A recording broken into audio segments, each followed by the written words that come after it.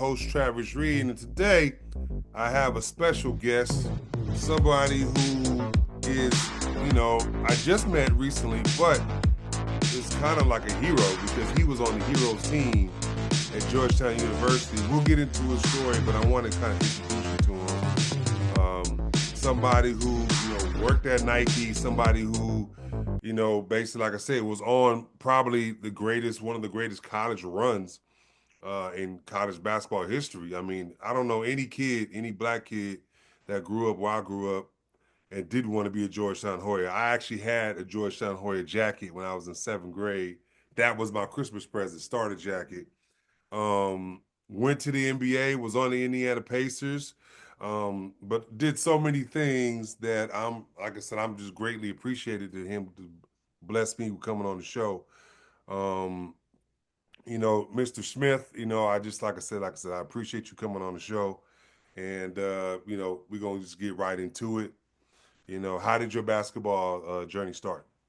I just want to start off by saying thank you, Travis, for having me on the show. We have a strong mutual friend Mm-hmm. that Mm-hmm. connected us, and as we were talking earlier in the pregame, the basketball world, the basketball community is strong, Mm-hmm. Mm-hmm. and Mm-hmm. usually these connections are made very easily. It's like I said, Coach Jackie Lauderdale introduced me to Travis Reed. I'm like, okay, when can we connect? So Right. I just want to get that out the way. But yeah, I mean, my journey started, very early Mm-hmm. Mm-hmm. Mm-hmm. from Washington D.C. The inner cities, we got our sports, and basketball usually rises to the top. Basketball, football, baseball back in the '80s was probably a little bit more popular than it is now. I'm telling on myself age wise, just so you know. 1962, born and raised Washington D.C. So Wow. yeah, I started off by just I was very active. Football and basketball were my sports. So I liked to run. I was very athletic. I was fast. I used to tumble. So just got into basketball because of my older brother, Mm-hmm. and Mm-hmm. Mm-hmm. literally played the fifth and sixth grade. And literally, I was a one man wrecking crew on defense. So that never changed until I hung up my sneakers. It was just one of those things that I was disruptive. I was a ball hawk from the fifth grade to, get drafted by the Indiana Pacers. But yeah, again, growing up in the hood, sports are very important Mm-hmm. from a community standpoint, from a collaborative standpoint, and the community protection. We're going through the challenges that we have. And if you're athletic or if you're bright, the community will protect you. And that was the deal in my community. We all were single parent families, single parent homes. But yeah, at a very early age, basketball. I took the basketball and football, mainly basketball. Okay. Well, yeah, we kind of talked about it, as far as like, did you play other sports or did we interested in other sports? You was interested in football. So I know this might date you a little bit, Oh, you but can like, date me, please. I wear it proud. I wear it you proud. know, was there like growing up, was there like an AAU kind of thing where, you played all-star basketball, or did you just go straight to high school, just kind of like, playing in the parks and things like that?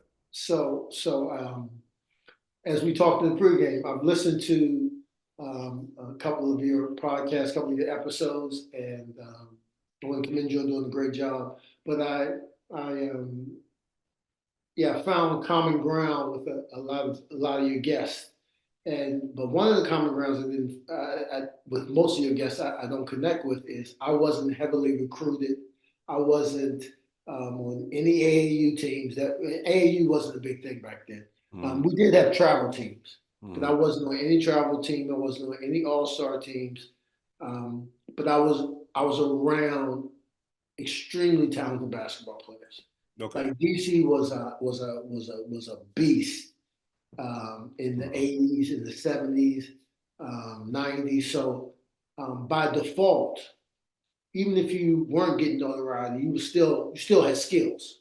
Mm-hmm. Mm-hmm. So and I was fortunate. I played on some teams with all Met, which is all DC, and I played with a lot of players that went on to the next level. Mhm. So for me, it was mom's was very strict. So we were one of the few kids that my moms would literally lean out the window to call us in. And that walk of shame as you're walking, all your friends are hanging out. But yeah, my basketball exposure was from the time from dawn to dusk, particularly in the summer. But I would just be on the outdoor court, and played a lot of one-on-one back then. So everybody was competitive. So it was Mhm. just that Mhm. competitive nature, that drive, that grit, we getting it from the ground type mentality. Um, you know, what was interesting back then is a lot of the cats that did nefarious things, that made their livings the way they had to make their livings, were extremely good athletes. Like Mm. the hustlers back then were some hoopers, and that was always interesting. So again, that gave you a pass in a lot of instances where things could go the wrong way. But yeah, Mhm. no, no fanfare growing up. I followed my brother to from junior high school to high school. So I played with him 1 year, but I Okay. went to a pretty prominent school in DC, McKinley Tech, Mhm. and they were just coming off a city championship run. We always had good players, so I was going into a good situation. I went to school out of my zone, Mhm. which was a challenge, but I wasn't thinking about it again. I'm just following my older brother. Right. Um, but again, it gave me some skills on how to navigate in a different hood. Mhm. Um, but yeah, my road was like just sticking to it, um, just wanting to be a part of a team, Mhm. that and just to get have that competitive spirit or edge directed towards something. That makes sense. That makes sense. Now, obviously, you said you wasn't super highly recruited, but you go to essentially the top program. Uh, not only for just black people, in the country, but just one of the top programs in the country. Period. How did you get to Georgetown? And describe what your first year was like in Georgetown. So the road to Georgetown um, wasn't that exciting. I had one other college scholarship offer, and that was to a HBCU, Morgan State. Okay. My mom's worked at Howard, so that's kind of where my head was. Um, it was it was impressed upon us growing up. High school degree was not an option, right? You're gonna get a high school degree, Right. but the next level, there was no real pressure. It was just when you turn 18, you're getting the hell out of my house. I So, got you. figure it out.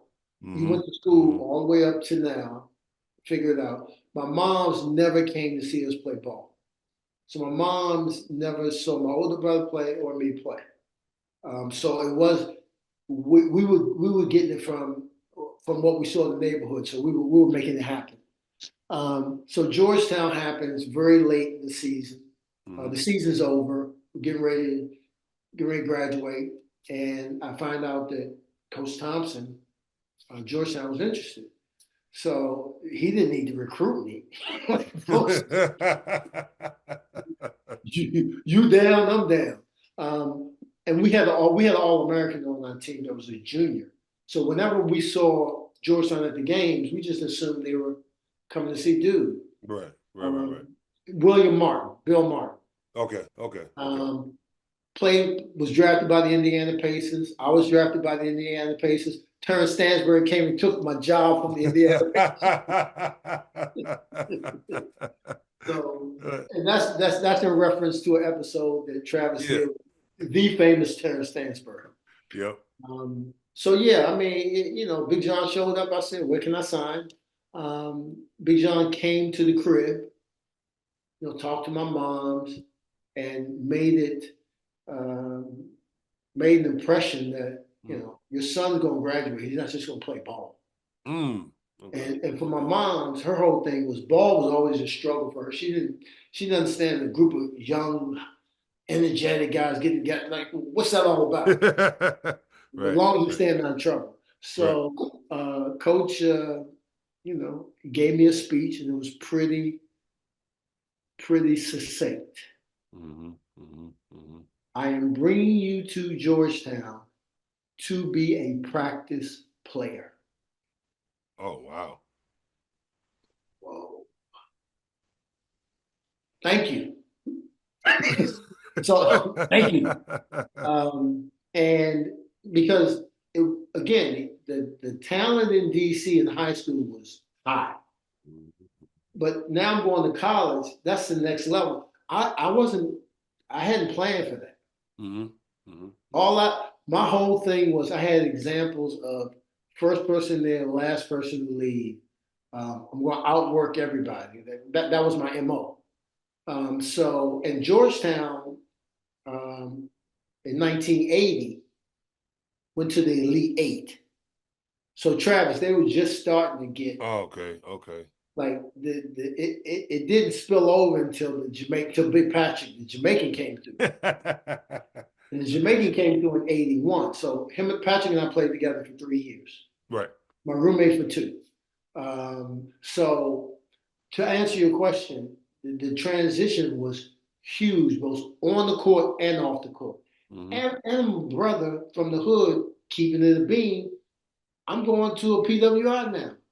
I'm hanging out with white people now.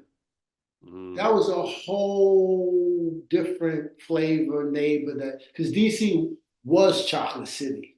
Right. You go to DC now, I mean, it's gentrified like all the other spots around here. And that's not good or bad. That's just facts, Right. right? Right. Right. Right. Right. So the transition was both socially and athletically. That makes sense. And I got to tell you, dog. I mean, when I look back on it now, I was just insane to think that I could compete on that level and then compete on that level. Mm-hmm. Mm-hmm. And obviously, I was um, I was skilled defensively, and that I hung my hat on that. And I went from coach telling me practice player to the last 8 games my freshman year I started, Wow. and I was like,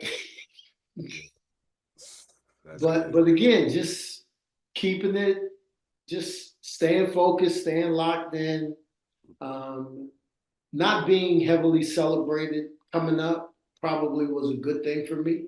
So anytime I was given a lot of praise or whatever, I always looked at it Kind of kind of like. sideways, and that's me to this day. Like, I've done my share of podcasts, and um, I don't think the guests or the hosts know how serious I take it. Like, this is my opportunity to share to some kid who might think they have no shot. Like, Right. dude, you got a shot, but it's not easy. Mm-hmm. And if it's about, you know, people talking nice to you or being your friend, did you see the clip that Rick Pitino did that's been, Yeah. on Yeah. about? Yeah. Yeah. Yeah. Yeah. That was Big John Right. every single day. That was John Chaney, Terrence Stansbury coach. Mm. That's another thing him and I had in common. Big John and John Chaney, that's Mount Rushmore. Yeah. Like, For sure. we do not have a black coach of that stature today. No, you don't. We don't. We don't.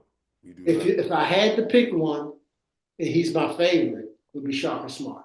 Yeah. He was. I would say he might be the closest one. Yeah. And this is no disrespect. I love our current hire. I mean, we just hired Ed Cooley um, 2 seasons ago. I Mm-hmm. love the hire. He came from Providence. A little bit of drama, him coming over.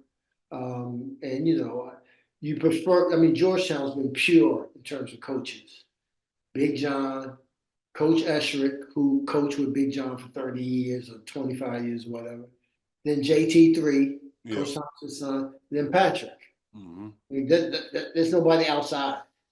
And then Cooley coming over was like, probably, but everything he said, he's done. We're competing. I mean, I mean, I had a run of two Final Fours in 4 years. So my bar is like, you know, Right. Patrick, I mean, Georgetown should have three chips in my Yes. mind.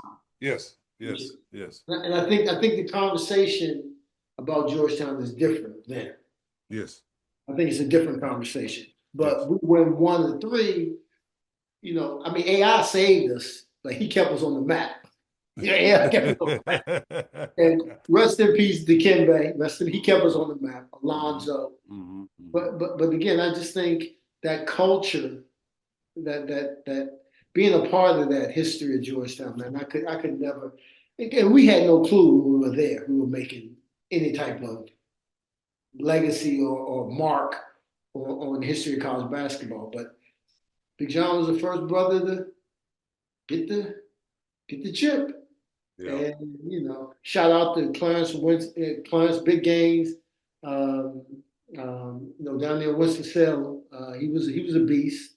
There were some other black coaches, John McClendon Yeah. before Big John.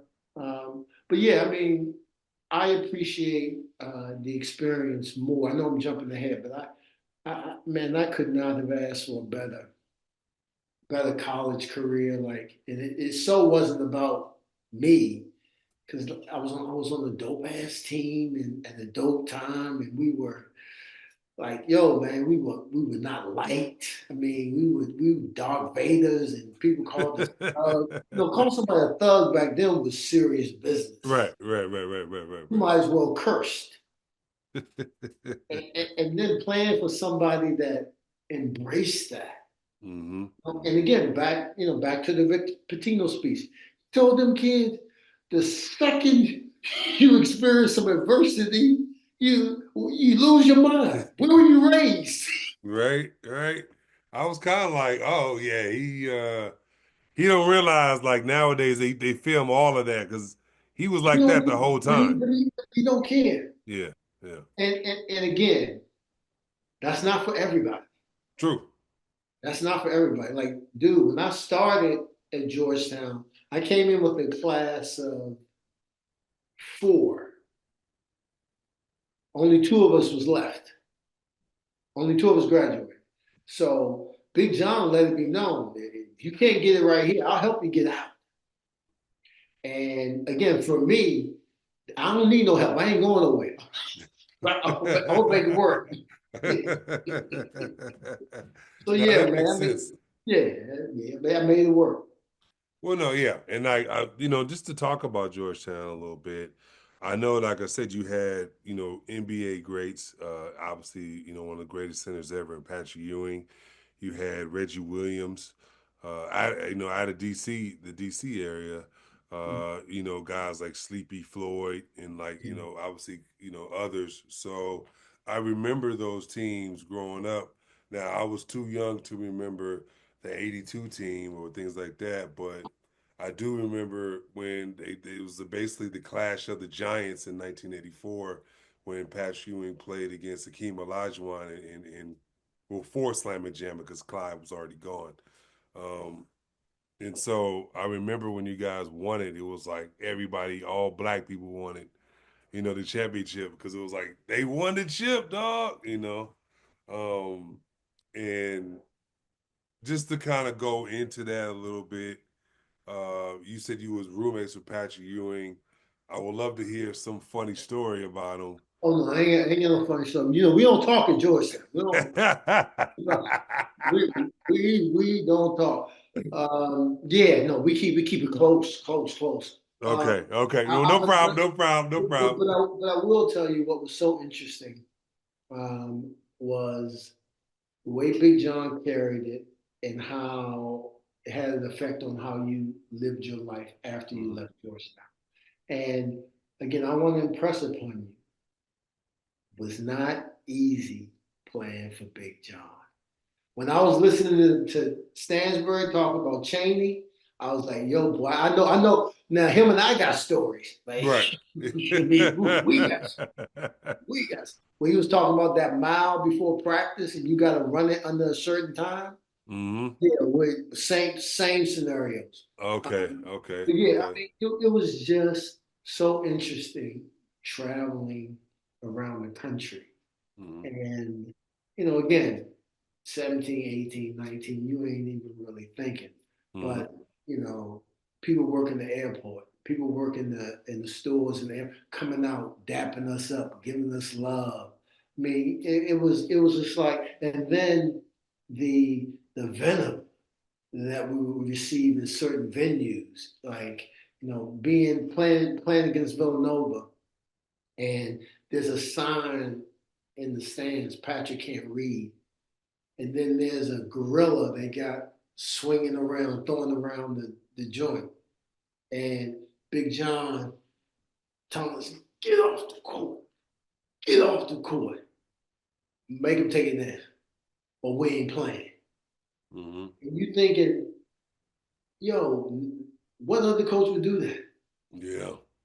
Or And even then have the heart, the guts to do it. the guts to do it. And so you're a part of that, and you're thinking to yourself, you not even realize you're making history, right? You not even realize you're a part of history, part of change. Hmm. And it was just it was a special time.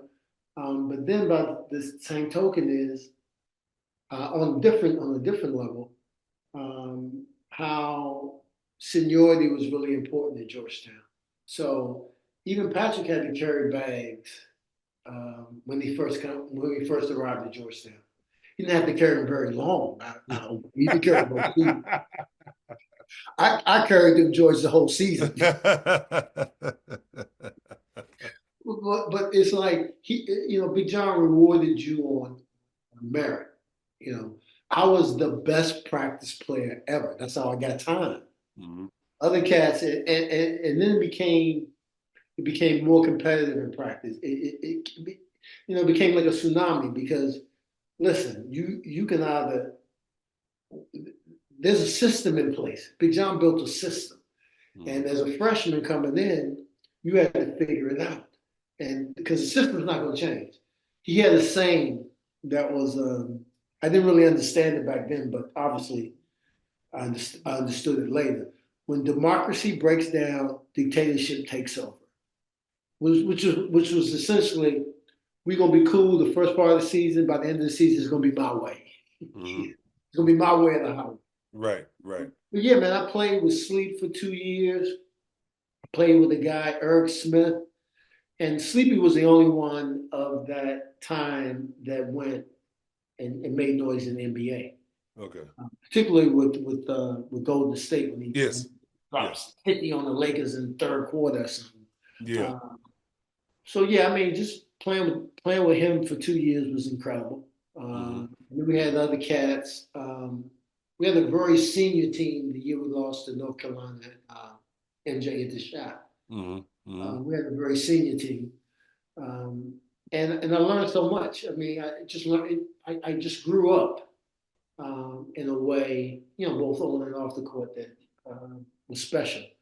Um, and again, it wasn't about being pro-black.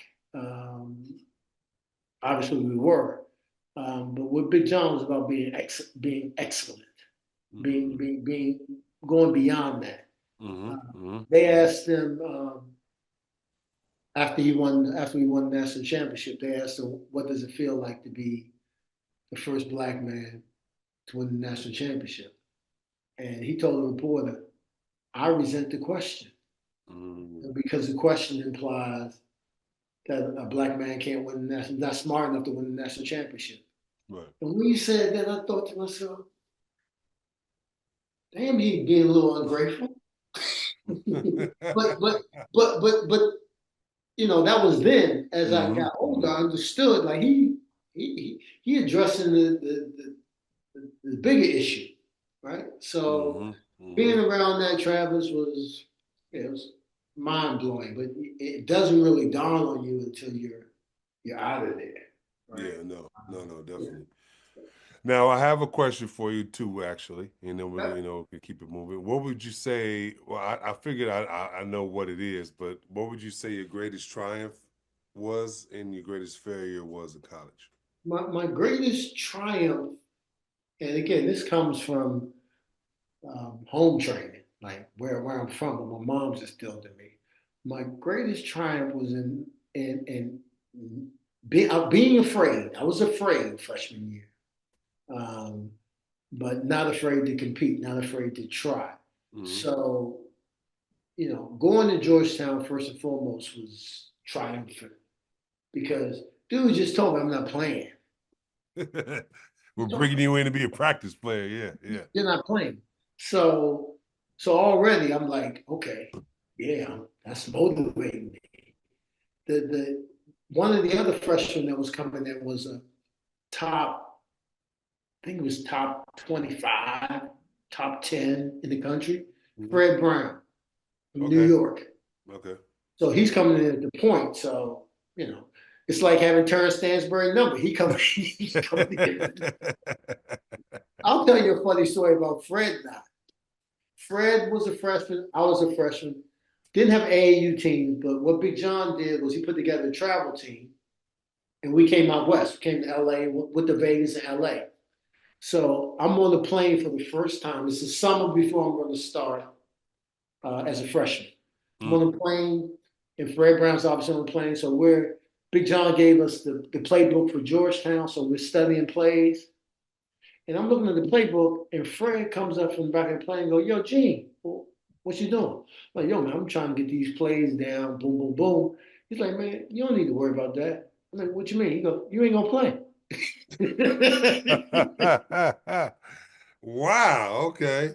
but, You know. but again, that was, and Fred was only a freshman, but those are the type dudes that Big John recruited.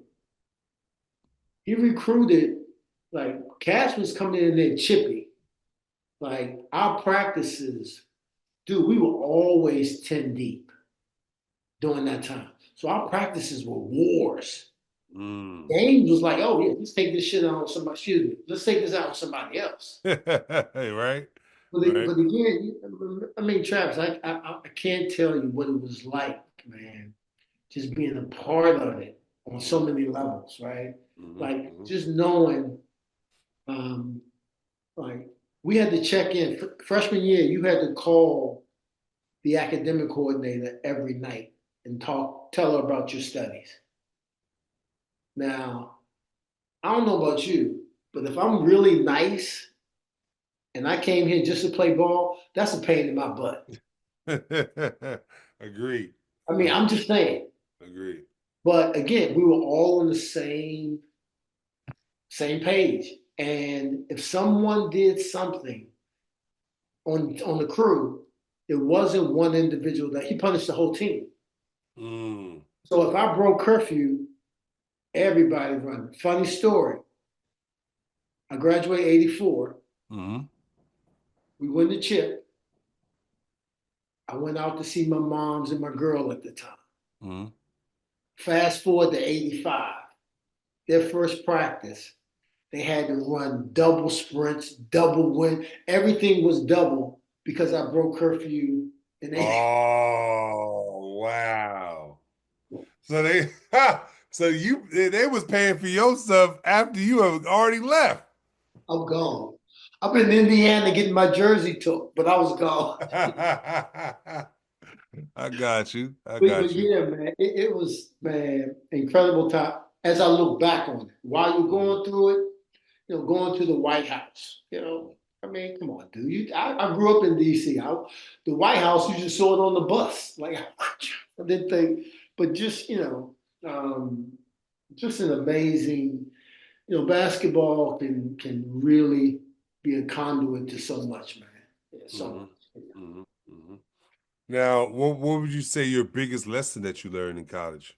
So the biggest triumph was persevering, Yeah, yeah, yeah. that was the biggest triumph. Hmm. And you said the most adversity or Yeah, biggest failure. biggest failure? Yeah.